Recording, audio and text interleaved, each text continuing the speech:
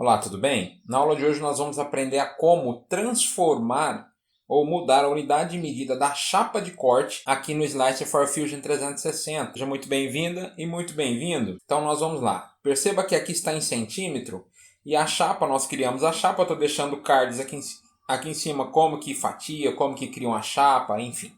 Pois dá uma olhadinha aí. Então eu vou vir aqui no lápis. Aí eu vou escolher a chapa que eu estou trabalhando, obviamente. Cada chapa aqui tem uma configuração diferente. E eu vou clicar na chapa nova, que é a chapa que eu criei na realidade. Eu vou clicar aqui e eu vou colocar para milímetros. Temos outras opções. Coloco em milímetros. A partir do momento que eu clicar aqui, vou clicar em Done. Aqui não alterou, não alterou. Porém, o que eu vou fazer? Eu tenho que vir aqui agora nesta caixa, clico em chapa nova, na chapa que você alterou. Olha só, milímetro. Ok? Se ficou alguma dúvida, deixa nos comentários. Se deu certo também. Fica aqui meu forte abraço e até breve.